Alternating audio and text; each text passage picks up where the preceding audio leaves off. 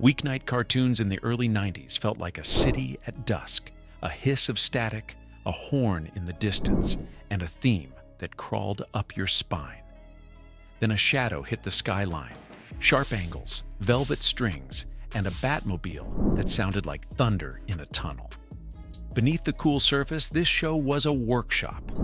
Artists pushing paper, paint, voices, and sound until Gotham felt alive. Tonight we're diving into 15 stranger-than-you-remember facts. Why the city looked so dark it glowed. How one episode turned a punny ice villain into tragedy. The day Adam West came home, and the casting switch that changed the Joker forever.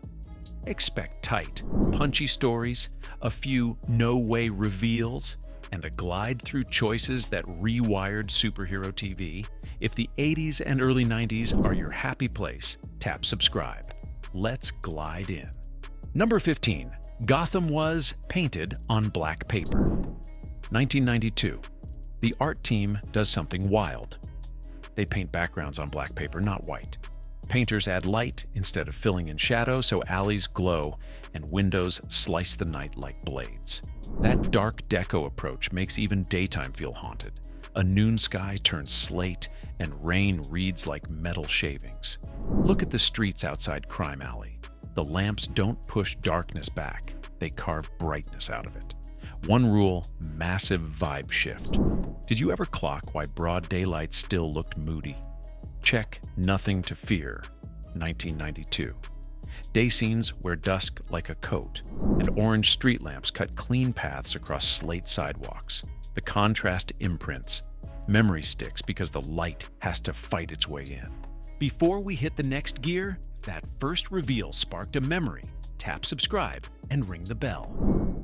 Coming up, a Joker voice that almost never was, title cards built like mini movie posters, and the episode that turned Mr. Freeze from pun to pathos. Number 14. On Leather Wings, announced the mission. The series premiere, On Leather Wings, 1992, skips clown chaos and leads with a detective story. Batman tracks Man-Bat through lab reports, stakeouts, and microscope shots before a single punch lands. It's a manifesto in 22 minutes. Science first, spectacle second, sympathy even for the monster. Watch the opening glide over Gotham's blimps, then cut to Bruce at a workstation. Goggles down, voice quiet, brain working.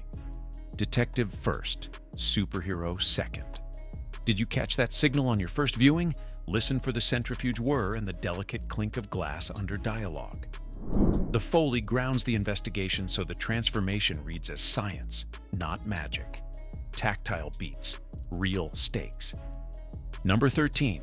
The Joker nearly sounded completely different. Early 1992 sessions used a different clown prince. Tim Curry recorded Joker lines before the team pivoted. Enter Mark Hamill, who built a vocabulary of laughs, a breathy giggle for mischief, a belly laugh for triumph, a brittle, splintered cackle when plans crack. Directors treated it like a sound palette keyed to mood. Editors could steer a scene by choosing which laugh to cut under a shot. Listen to Christmas with the Joker, 1992, and Joker's Favor, 1992, back to back. You can hear the confidence bloom. One laugh, many meanings. Be honest. Can you unhear it now? Hamill uses breath as punctuation, a quick inhale before cruelty, a deflated sigh when a gag dies. The laugh isn't noise, it's a monologue. It thinks before it detonates. Number 12. Heart of Ice rewrote a villain's soul. Heart of Ice, 1992, takes Mr. Freeze from pun machine to tragedy. Nora's stasis chamber hums like a lullaby in a lab. The camera lingers on glass, not gadgets. Victor Freeze becomes a husband trapped by grief, and every Freeze ray is just a man trying to stop time. The episode won an Emmy, but the bigger prize was reinvention. Every Freeze since borrows that sorrow. One episode, whole legacy. Did it hit harder as an adult? Freeze speaks at a hush in the lab. The mix lets machinery thrum beneath his words. Then the music drops to silence. The quiet hurts. like a snowfield swallowing sound. Number 11. Harley Quinn was a one-episode experiment. Joker's Favor, 1992, introduces Harley as chaotic muscle with a Bronx lilt. Not a comic import, a TV original. Paul Dini riffs on a friend's clown costume gag. Arlene Sorkin adds the bounce and the bruise. She enters as a goon with a grin and leaves as a phenomenon. Then the comics adopt her back. A side character hijacks the spotlight. Lightning in a Bottle. Did you know she started here? Rewatch her entrance. She swings a giant mallet like it's a purse. Then her voice cracks when Mr. J ignores her. Comedy with ache. A silent movie gag wrapped around a tiny heartbreak. Number 10. Title cards you could hang in a gallery. Every episode opens with a bespoke title card. Bold type, minimal shapes, faces almost never shown. Think Two-Face split by a spotlight, or perchance to dream, lulling you with a drowsy skyline. They're mission statements, not placeholders. Tiny posters that set the mood before a line is spoken. Pull up a grid of the cards and you'll see a museum wall. Noir geometry and story hints in 30 frames. Short, strong, unforgettable. Which card lives rent-free in your head? Designers cap palettes at 2 or 3 tones, which is why each image reads like a traffic sign for your memory. You could ID an episode by silhouette while channel surfing. Number 9. Adam West returned as the Gray Ghost. Beware the Gray Ghost, 1992, casts Adam West as Bruce Wayne's childhood TV hero, a meta-love letter that lets the old Batman knight the new. The case cracks because Bruce remembers an episode he watched as a kid. Nostalgia becomes detective work. Listen when Bruce says, "You were my hero." The read is quiet, reverent. You can feel a baton passed without anyone saying the word. Tender and sneaky. Did it make you misty? There's a wink in the prop design. The Gray Ghost merch looks a little cheap, like the tie-ins this show avoided. It's a nudge about commerce wrapped inside gratitude. Number 8. Robin's Reckoning. Pushed the edge and won. The two-parter Robin's Reckoning, 1993, tells Dick Grayson's origin with patience and pain. Circus lights, a contract killer, a boy choosing justice over rage. Censors were strict on violence, so the episode leans on implication. Rafters in silhouette, a gasp, then silence. It won Outstanding Animated Program and plays like a coming-of-age noir where the smallest choice is the bravest. Watch the final rooftop hug. No speech, just a breath. Soft moment. Heavy weight. Did this change how you saw Robin? The camera trusts quiet travel. A motorcycle headlight halos in rain. Hands tighten on the bars. Action pauses so feeling can arrive. Rare restraint for after-school TV. Mid-roll, drop your all-time TAS episode in the comments and hit like if those title cards still pop in your memory. Number 7, the music wasn't temped in, it was orchestrated. Danny Elfman's theme sets the overture, 1992. But Shirley Walker makes Gotham breathe. She writes original scores tailored to each episode, assigns motifs so you can hear who's on screen before they speak, and records with an orchestra. That's why a chase in On Leather Wings feels cinematic, while a monologue in Two-Face plays like opera.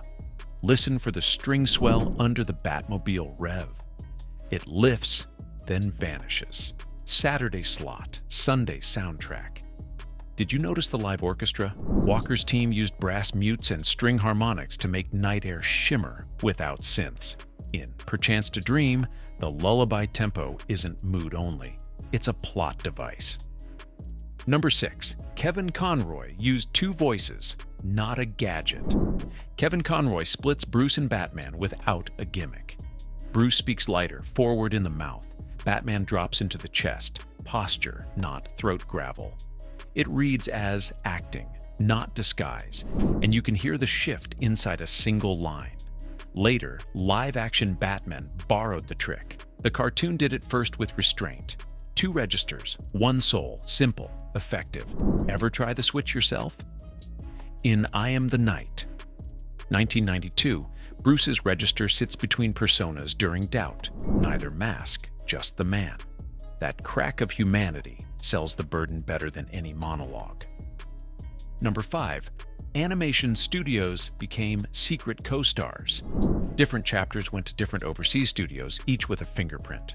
Tokyo Movie Shinsha, TMS, delivers ultra-fluid action in Feet of Clay, Part 2, 1992, where Clayface splashes across the frame like oil. Dongyang nails layout, and Moody holds that let dialogue breathe. You can feel it if you know where to look. Almost Got Him, 1992, talks like stage play jazz. Over the Edge, 1998 New Batman Adventures, moves like a panic dream. Same City, New Weather. Do you spot the studio tells? Production rotated scripts to strengths, table-heavy episodes to layout maestros, chase-heavy to kinetic teams. Invisible planning your eyes still feel. Number 4. The Censors made it smarter. Early 90s, Fox Kids rules limited gunfire, blood, and on-screen deaths, so the writers cut to shadows, let lines hang, and implied what they couldn't show.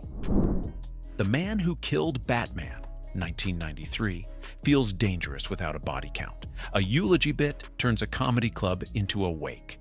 Notice how explosions happen off-frame, and the camera lands on faces instead. Your brain fills in the rest. Less is more. It works. Did you realize why it felt so tense? Menace shifts to props and posture. A glass polished too long, a jacket folded too neat. The hint reads louder than the hit. Number 3, the order you watched. Wasn't the order they made. Production order and air order diverged in 1992 to 93, which is why a villain's origin might air after a later caper, or a model sheet tweaks between episodes. Binge it in production order and the growth reads smoother.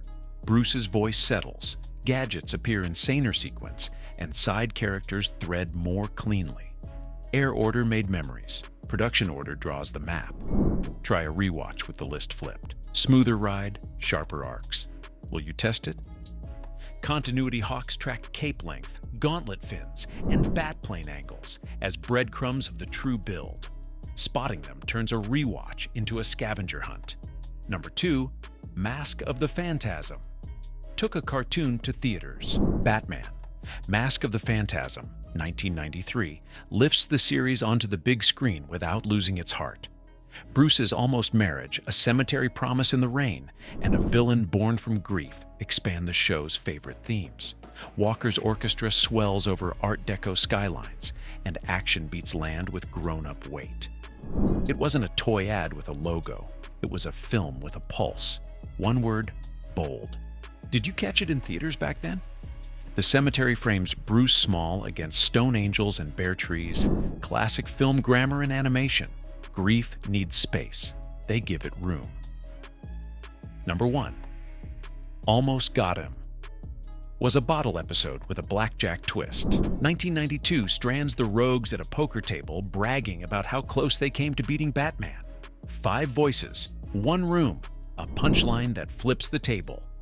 A character study disguised as a caper. Listen to the cadence of the boasts, the rhythm of cards, the final turn that redefines the night. It's lean, funny, perfectly constructed. If you show one episode to a new fan, make it this one. Deal? Each boast matches a voice. Penguin florid, Croc blunt, Joker theatrical. Character writes plot, plot writes punchline. Clean craft. Why does all this still work? Because the show picked craft over shortcuts, black paper over white. Silence over noise, motifs over temp tracks. It treated kids like they could handle real feelings, and adults like they could handle a cartoon. That's the trick you felt but didn't name, and the reason Gotham still breathes when you hit play. So tell us, which of these Batman the Animated Series facts blew your mind the most? Right now you feel all fuzzy and nostalgic, yeah? For this feeling to last forever, you have to hit the like and subscribe button. Because with Box Set and Chill, the 80s and 90s never end.